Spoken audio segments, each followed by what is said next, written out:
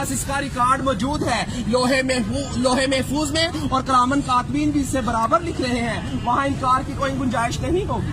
وہاں چھپنا چاہو گے چھپ نہیں سکو گے، وہاں بھاگنا چاہو گے بھاگ نہیں سکو گے. میرے بھائیوں، ہم تو ناچنے گانے والے تھے، اللہ پاک نے کہاں گندگی کے ڈھیر سے اٹھایا، کہاں انبیاء والے کام میں بٹھا دیا، اور آج لا کے آپ لوگوں کے سامنے کھڑا کر دیا.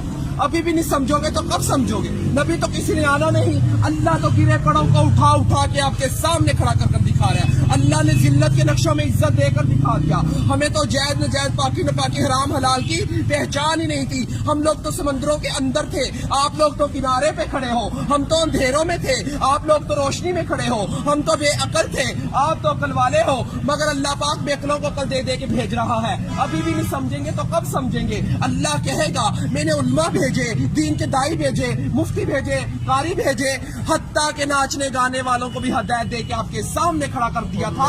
اور وہ بھی یہی کہہ رہے تھے لوگوں اللہ کی طرف آ جاؤ. وہاں کوئی عذر چلنے والا نہیں. اللہ دنیا میں سارے عذر پورے کیے جا رہے ہیں. اگر آپ لوگ دین کا کام مقصد بنا کر نہیں کریں گے تو اللہ ہم جیسوں سے دین کا کام لے گا.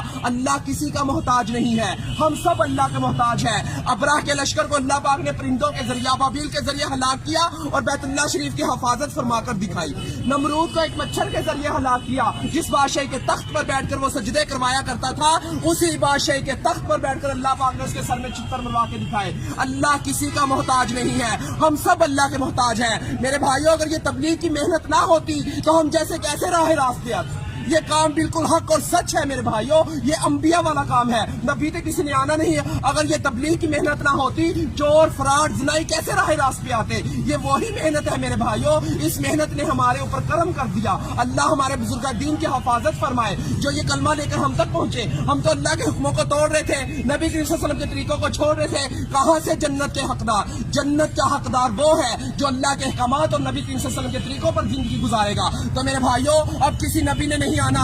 ختم نبوت کے صدقے یہ کام میرے اور آپ سب لوگوں کے ذمہ ہے کہ ہم کلمہ گو والے بن جائیں، لا الہ الا اللہ محمد رسول اللہ کی دعوت دینے والے بن جائیں.